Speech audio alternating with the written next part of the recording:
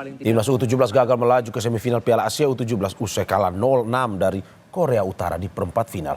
Apa yang harus dievaluasi dari penampilan Garuda Muda di Piala Asia agar bisa tampil lebih baik di Piala Dunia U17 di Qatar November mendatang? Kita akan bahas bersama analis sepak bola Bung Kusnaini. Selamat pagi Bung Kus. Bung Kus, sepertinya suaranya masih belum tersambung. Selamat pagi Bung Mario. Ya, sudah mantap sekali suaranya. Selamat pagi Bung Kus, terima kasih sudah bergabung di Dialog Sapa Indonesia pagi hari ini. Dan juga bersama saya di studio ada Ketua Umum Paguyuban Supporter Indonesia Ignatius Indro. Selamat pagi Mas Indro. Selamat pagi. Terima kasih Mas sudah di studio Kompas TV hari ini. Selamat pagi Bapak-Bapak. Saya ke Bung Kus dulu ya Mas Indro. Saya tahu Mas Indro pasti sudah gatal untuk mengomentari terkait dengan pertandingan semalam. Tapi saya ke Bung Kus dulu. Bung Kus, evaluasi seperti apa pertandingan Indonesia Korea Utara tadi malam, karena sebenarnya di atas kertas kemarin Indonesia dianggap bisa lewat memenangkan pertandingan tersebut meski tipis, walaupun peluangnya sangat-sangat besar, tetapi akhirnya pada malam tadi 0-6 Mas. Evaluasi Anda seperti apa? Iya, dalam beberapa kesempatan dialog di Kompas kan saya sudah mengatakan bahwa kalau bisa memilih, kita sebetulnya pengennya menghindari Korea Utara ya. Ini lawan yang paling ingin kita hindari. Kita lebih prefer cenderung ketemu dengan Oman atau Tajikistan. Karena secara permainan itu lebih cocok dengan kita. Korea Utara ini cara mainnya nggak cocok buat kita. Meskipun sama-sama Korea, kita pernah mengalahkan Korea Selatan, tapi cara main Korea Utara itu berbeda. Mereka bermain mengandalkan kekuatan power, fisik, kekuatan dalam duel satu lawan satu, adu badan, body charge. Itu sesuatu yang agak sulit bagi pemain kita yang umumnya belum memiliki kekuatan itu.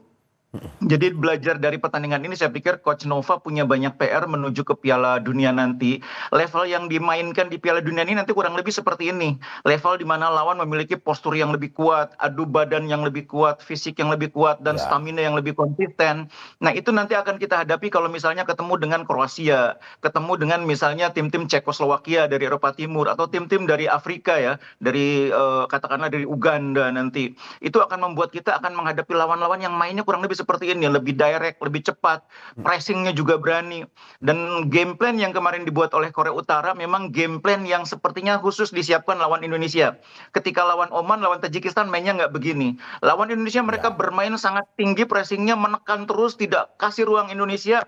Dan kalau ada kesempatan setiap saat syuting, itu betul-betul memang merepotkan bagi pemain kita. Berarti fisik tadi malam ya, permainan itu mengandalkan fisik, di mana Indonesia dari posturnya sendiri memang ya terlihat kalah dari pemain-pemain Korea Utara. Iya, dua hal itu ya, permainan yang sangat mengandalkan fisik, kemudian mereka juga optimal memanfaatkan situasi bola atas, ditambah lagi mereka keberanian ya, karena mereka sudah mempelajari betul permainan Indonesia, mereka berani melakukan pressing dan konsisten melakukan itu secara secara terus-menerus selama 2x45, itu yang sangat menyulitkan. Dan kuncinya lagi satu hal, saya pikir ketika Indonesia sudah kebobolan 2 gol di babak pertama. Sebelum saya ke Mas Indro, Bung Kus, bagaimana Anda melihat bahwa sebenarnya ini kalau dilihat dari kacamata positif, ini menjadi sebuah evaluasi yang bagus buat Indonesia untuk tampil di Piala Dunia nanti, karena bagaimana mewaspadai permainan dari tim yang mengandalkan fisik seperti ini ataupun juga dengan passing cepat seperti ini. Iya betul, ini PR yang sekaligus menjadi catatan penting dari pertandingan kemarin. Kita sudah mendapatkan gambaran bahwa lawan-lawan kita nanti di Piala Dunia, beberapa di antaranya akan main seperti ini. Tim dari Eropa Timur, tim dari Afrika, dan kita terbukti kesulitan. Jadi Coach Nova harus melengkapi tim ini dengan materi pemain tambahan yang punya kemampuan main dengan cara seperti itu. Oke, saya ke Mas Indro. Mas Indro, bagaimana supporter? Kemarin saya lihat di media sosial, di media konvensional sekalipun, bagaimana supporter memberikan begitu harapan yang tinggi kepada Indonesia, karena di atas kertas Indonesia dianggap bisa menang lawan Korea Utara, pun juga hasil yang maksimal selama fase grup. Kemarin bagaimana setelah menonton 0-6? Ya sebenarnya kalau kita melihat ini kan U17 ya. U17 kita tidak bisa juga ini menerapkan target tinggi karena U17 ini targetnya bukan prestasi gitu. Tapi memang pengalaman mereka dan mereka sekali ini menemukan tim yang benar-benar berbeda dari tim-tim sebelumnya. Nah ini yang harusnya Coach Nova ini bisa seperti yang Bung Gus katakan ya. Ini adalah permainan yang mungkin jadi pembelajaran kita di Piala Dunia U17 nantinya, bagaimana kita menghadapi tim-tim yang punya karakter kurang lebih sama dengan Korea Utara. Korea Utara. Berarti seperti pertanyaan saya ke Bungkus tadi, bahwa memang ini harusnya menjadi pelajaran atau diambil nilai positifnya walaupun kalah, bahwa anak-anak muda ini punya persiapan yang harus lebih matang ketika Piala Dunia U17 nanti di Qatar ya? Iya, bahwa kita memang tidak akan menempatkan target prestasi ke mereka, tapi kita berharap bahwa di Piala Dunia U17 memang mereka bermain lepas dan menunjukkan permainan terbaik mereka. Nah ini yang kita harapkan ketika nanti Piala Dunia U17, karena kita masuk di U17 kita sudah menuntaskan target kita untuk nembus ke U17 Piala Dunia.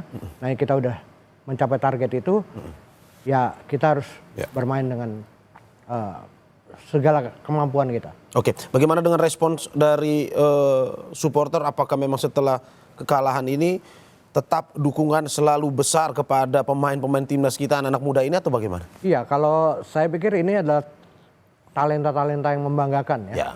Di mana pemain-pemainnya juga lebih banyak berasal dari SSB kita, lalu juga dari pemain-pemain kita. Nah ini yang saya pikir dukungan akan tetap ada dari supporter apapun yang terjadi, karena memang kita juga tidak melihat ini targetnya adalah target prestasi, gitu ya. Kita memberi beban mental ke mereka dengan prestasi, target prestasi kita jangan sampai seperti itu. Tapi kita akan terus memberi dukungan sebagai pemain ke-12. Oke, mendukung dan terus memberikan support dalam arti bahwa tidak memberikan beban, anak-anak bisa lepas main, anak-anak muda ini bisa terus berkarya. Walaupun kalah, nilai positif yang harus tetap diambil ya Mas. Betul. Oke, saya ke Bungkus. Bungkus kita lebih teknis soal formasi yang mainkan malam tadi, di mana kebiasaan dari pelatih Nova itu biasa memainkan ini 5-4-1, tapi tadi malam 3-4-3. Anda melihat bahwa Coach Nova ingin sesuatu yang lebih dinamis atau bagaimana? Biasanya kan bertahan serangan balik. Iya, jadi 3-4-3 itu kan memang turunannya 5-4-1 ya. Itu sebetulnya cara mainnya kurang lebih sama, yang membedakan hanya peran dua pemain sayap. Jadi sebetulnya tidak banyak perubahan taktik yang dibuat oleh Coach Nova, kecuali beberapa nama pemain yang agak sedikit berbeda, tapi terutama sebagai pengganti ya. Nah yang menarik adalah Korea Utara sudah tahu itu. Korea Utara sudah memperkirakan Indonesia akan bermain dengan cara itu, makanya mereka menyiapkan kontra strategi dengan high pressing. Mereka mempressing pemain Indonesia di area pertahanan kita, dan itu konsisten mereka lakukan, sehingga pemain kita untuk keluar dari area sendiri ketika menguasai bola itu juga sudah sangat sulit. Itu beda dengan Korea Selatan, di mana mereka sedikit mengasih ruang ya bagi pemain kita untuk bermain, untuk mengolah bola. Korea Utara sama sekali tidak melakukan itu. Ditambah lagi dengan kemampuan mereka dalam duel fisik, mereka juga sangat baik. Itu membuat kita semakin tertekan, karena seringnya tertekan ikut, akhirnya kita kebobolan 2 gol. Nah sejak kebobolan 2 gol itu saya pikir permainan kita sudah betul-betul sangat menurun ya, sudah kehilangan kepercayaan diri para pemain, karena mereka kesulitan untuk bahkan mengimbangi dalam situasi perebutan bola. Kalau pemain sudah duelnya kalah terus, itu memang akan sangat berat dia. Istilahnya udah mulai bingung harus ngapain. Makanya terlihat di lapangan banyak orang mengatakan bahwa pemain kita seperti kebingungan. Ya itu tadi, karena mereka kalah terus dalam duel, karena mereka juga mencoba berbagai cara, tapi setiap kali melakukan perubahan, di pressing, ditekan, dan Korea Utara konsisten melakukan itu dengan kualitas fisik yang sangat baik. Saya mungkin melihat bahwa selama 4 pertandingan di Piala Asia, Korea Utara ini adalah lawan yang membuat kita ini betul-betul kelelahan ya. Waktu lawan Korea Selatan, kita masih mampu mengimbangi, meskipun kita ditekan terus, kita masih mampu, tapi lawan Korea Utara, pemain kita terlihat betul-betul kelelahan karena pressingnya begitu luar biasa. Makanya kalau kita lihat statistik, itu Indonesia bahkan tidak sampai 30% penguasaan bola. Lawan Korea Selatan kita masih 32%. Lawan Korea Selatan kita masih punya 2 shot on target. Ini hanya 1 shot on target. 1 shot on target dari total 3 syuting. Ini menggambarkan betapa beratnya tekanan yang dihadapi oleh pemain. Karena itu saya mengapresiasi mereka sudah bekerja keras ya sepanjang pertandingan, meskipun hasilnya memang mengecewakan. Tapi memang kan kalau dari permainan yang dilakukan oleh Coach Nova ini kan lebih bukan pada penguasaan bola, tetapi pada counter attack yang dilakukan. Kalau menurut Anda memang tadi malam terlihat bahwa selain evaluasi cara permainan, lini belakangnya pun harus dievaluasi juga kah? Bungkus? Iya, menurut saya semua lini ya, terutama memang lini belakang ini perlu sekali penguatan dari sisi dari sisi pemain yang punya kemampuan berduel ya. Karena bagaimanapun lini pertahanan itu akan menghadapi banyak situasi set piece, banyak situasi open play di mana lawan mengangkat bola dari sayap, dan pemain kita harus lebih kuat di situ. Kita bermain dengan pemain-pemain yang secara kualitas skill sangat baik, tapi beberapa kali terlihat kalau bola atas itu kita jarang menang ya. Ini nanti akan lebih berat lagi kalau lawan tim-tim Afrika, tim-tim Eropa. Makanya saya bilang menjelang Piala Dunia, Coach Nova harus melakukan penguatan, cari lagi pemain yang bisa melengkapi kekurangan tim ini. Kalau di kompetisi Elite Pro sudah nggak ada, cari di Liga 3, cari di Liga 4, cari di Liga 2. Kalau Liga 1 mungkin sudah banyak pemetaan ya, tapi Liga 4 yang baru bergulir ini, baru akan bergulir, itu saya pikir juga bisa menjadi kesempatan bagi pelatih untuk melihat, barangkali ada yang bisa memperkuat tim. Oke, saya ke Mas Indro. Mas Indro, kalau dari supporter sendiri melihat permainan tadi malam, apa evaluasi yang perlu dilakukan dalam arti bahwa apa betul seperti kata Bungkus bahwa evaluasi seluruh depan, belakang maupun juga di tengah kita harus benar-benar mencari pemain-pemain yang bisa mengisi ruang yang masih kosong itu. Iya, sepakat dengan Bungkus ya. Kita harus mencari pemain-pemain yang memang bisa menutupi kesalahan-kesalahan atau kekurangan dari pemain-pemain kita. Pemain kita tadi malam ini terlihat sekali memang kita kalah fisik, lalu kalah body, kalah kecepatan, gitu ya. Ini yang terlihat sekali sangat signifikan sehingga kita kalah begitu besar ya. Nah ini yang harus diperbaiki oleh Coach Nova, bagaimana meningkatkan kemampuan fisik dari para pemain, terutama body balance atau adu-adu body dengan para pemain. Nah ini yang harus diperbaiki juga. Kecepatan juga harus diperbaiki karena kita sebenarnya memiliki pemain-pemain yang cukup cepat ya, tapi harus dimaksimalkan. Oke, dari supporter sendiri harapannya seperti apa yang disampaikan kepada Mas Indro? Iya, kita berharap sih dengan talenta-talenta muda yang begitu banyak, kita harus ada kompetisi yang benar-benar memberikan pengalaman bermain bagi para pemain-pemain muda ini. Karena kalau tidak ada pengalaman bermain, makanya mental berkompetisi yang tidak dimiliki oleh para pemain. Tidak terasa ya? Iya, tidak terasa. Ini yang harus diperbaiki oleh PSSI ya, saya pikir. Oke.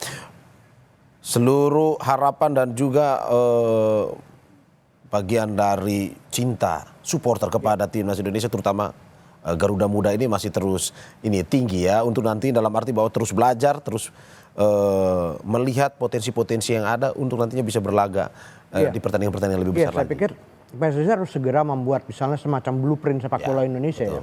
Bagaimana jangka pendek, jangka menengah, jangka panjang, apakah mereka ini juga bisa meningkatkan pemain-pemain yang penuh talenta seperti yang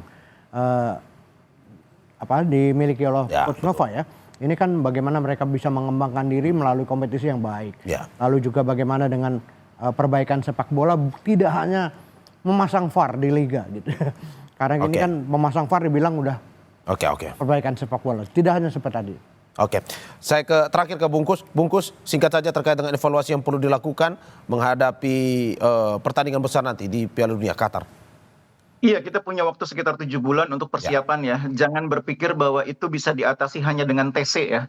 Dua hal yang harus dilakukan. Yang pertama adalah memperkuat tim, materi pemain harus diperkuat. Terus terang untuk Piala Dunia, level yang kita butuhkan tuh level yang lebih tinggi lagi. Itu yang nomor satu. Yang kedua, pemain yang ada sekarang pun harus diberi banyak pertandingan. Tidak cukup hanya TC. Pertandingan itu entah itu melalui kompetisi disebutkan oleh Bung Indro tadi, atau pemain ini main di liga yang sudah eksis. Liga 4, Liga 3, Liga 2. Tapi harus banyak pertandingan, poinnya itu. Karena latihan saja tidak akan membentuk kemampuan pemain, tidak akan mampu meningkatkan level permainan mereka. Pertandingan, kompetisi itulah yang akan membuat mereka lebih matang. Itu yang sangat penting.